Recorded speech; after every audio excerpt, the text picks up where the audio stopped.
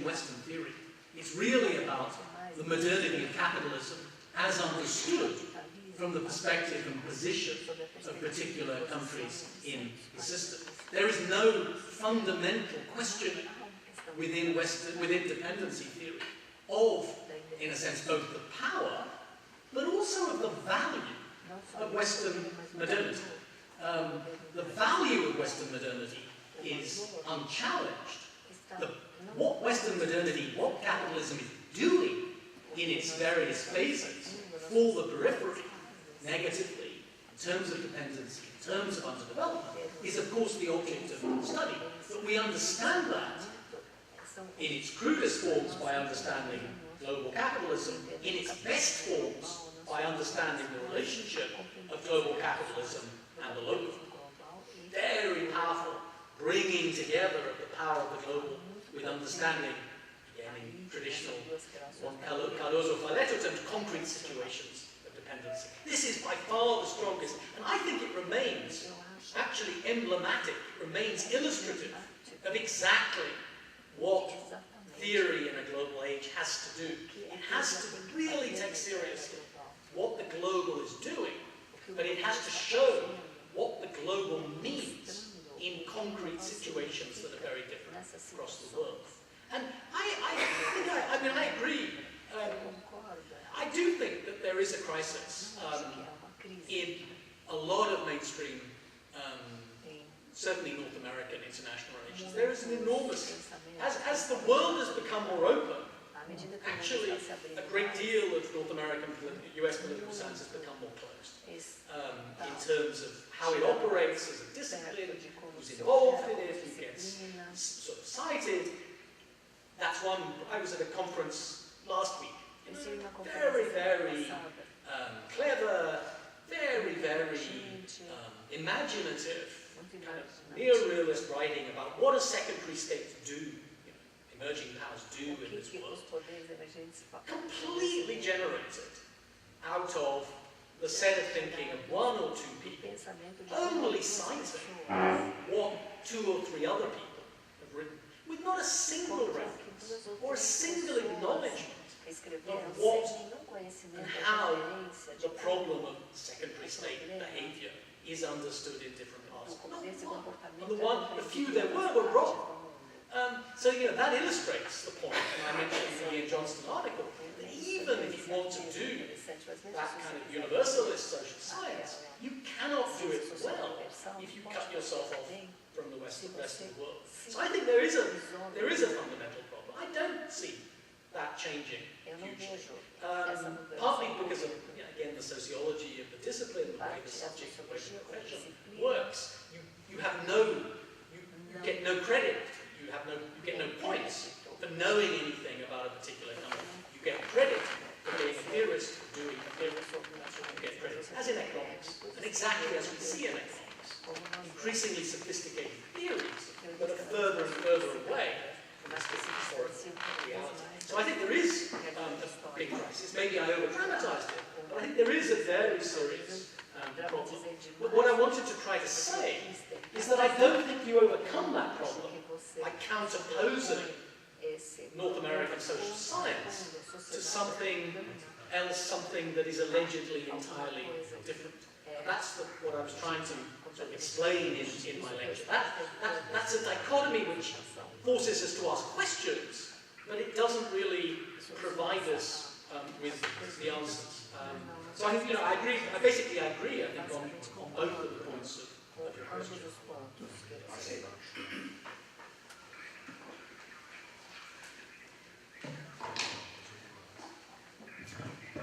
Boa noite, meu nome é Marcelo Medeiros, da Universidade Federal de Pernambuco. Eu teria uma questão ao professor Hurrell. Você, na sua exposição, Andrew, estabeleceu a relação entre a agenda governamental e a agenda de pesquisa. Deu exemplo aqui no Brasil, deu exemplo também lá no Reino Unido. E a minha pergunta é a seguinte: isso não se daria em função da política externa poder ser compreendida como uma política pública e, dessa forma, ou seja, enquanto política pública, está condicionada ao direcionamento do Estado Então, qualquer que seja o governo estabelece uma linha de ação e, consequentemente, essa linha de ação pode se dar no que diz respeito à política externa. Então, essa é uma pergunta. E um comentário é que também tem a ver com essa conectividade entre a agenda governamental e a agenda de pesquisa, é que na área de ciências exatas da natureza há uma distinção relativamente clara entre ciência pura e ciência aplicada. A ciência pura, ela é, no mais das vezes, completamente desconectada de uma agenda governamental. Mas a pesquisa aplicada, ela, no mais das vezes, está conectada também com uma agenda governamental. Segue determinados direcionamentos. Talvez de forma menos explícita do que se daria no caso das ciências humanas e sociais, na qual eu ensino as relações internacionais e a ciência política também. Ou seja, será que a impressão que eu tenho quando eu o ouço é que você faria parte justamente desses pesquisadores que estão pouco preocupados com a aplicação daquilo que vai ser descoberto enquanto conhecimento, enquanto ciência. A sua preocupação é tentar interpretar um determinado fenômeno, mesmo que isso não tenha nenhuma aplicabilidade direta. Mas haveria uma outra estirpe, uma outra classe, vamos dizer assim, de cientistas que estariam mais incluídos dentro dessa categoria de pesquisadores mais práticos, vamos dizer assim, que não necessariamente, como você colocou, né, no caso do Itamaraty, não é que você concorde ou não com o que o Itamaraty esteja fazendo, mas você pode, por exemplo, fazer uma pesquisa específica sobre votação em processos de integração regional, simplesmente porque, por exemplo, o Itamaraty direciona no sentido de promover a integração regional. Então, você pode ter um grupo de cientistas que, normalmente, vai tentar, dentro dessa agenda do Itamaraty, ver se é possível ou não, e fazer um trabalho rigoroso, científico, que pode ser até contrário, vamos dizer assim, àquilo que o Itamaraty esteja colocando. Muito obrigado. A última pergunta sobre você responde a renovação, estamos já na hora de entregar a sala. Okay, my name is Hurrell. I'm at the Center for International Climate and Environmental Research in Oslo, and I'm currently a guest junior researcher in Brazil. My question is kind of a follow-up to your answer to the second question. In Norway, the political science is very based on the Anglo-American tradition, quite little on the French or the other continental traditions. But what I think is interesting to use these theories, I like the theories, and to use them in other parts of the world and see how they can be developed and further developed and challenged through seeing other, used in other contexts. But when you try to do that, you kind of fall between two camps. There's the traditional, only studying EU and the US camp that they're not very interested in these areas.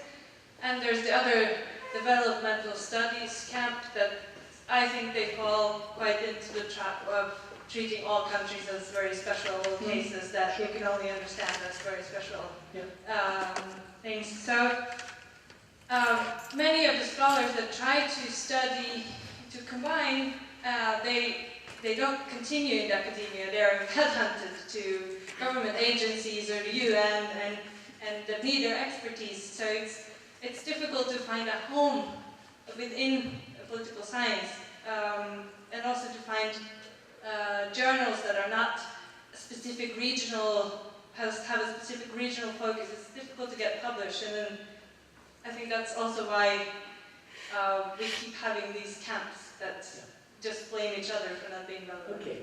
I'll go reverse order, so I'll finish with that. I'll start with that one.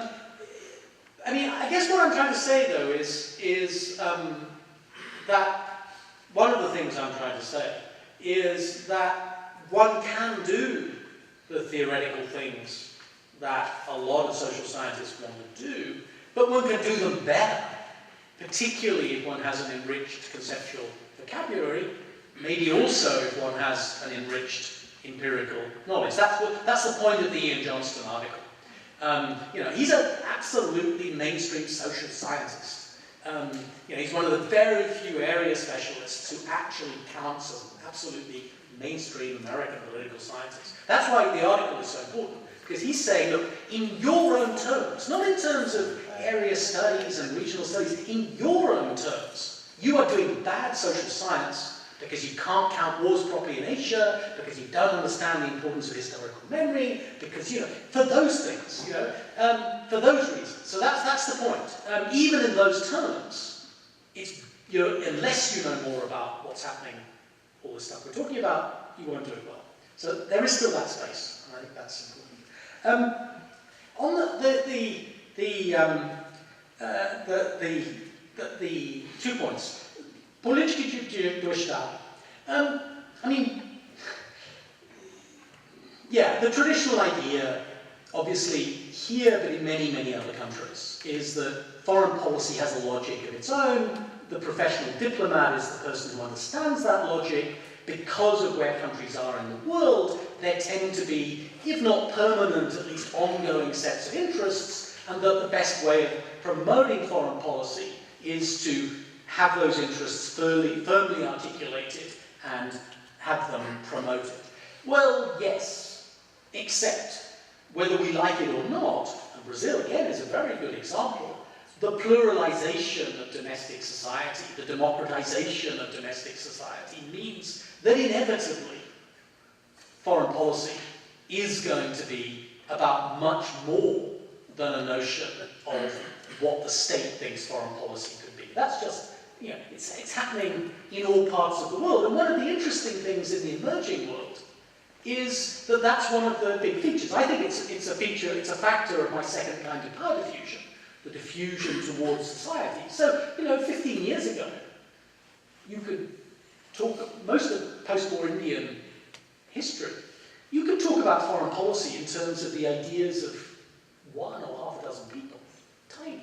Now, the whole debate is about pluralization, politicization. In a sense, India has become more like the United States in terms of its foreign policy. And something different in character, but maybe similar in form, is happening in China. Most of what's really interesting about foreign policy is happening domestically.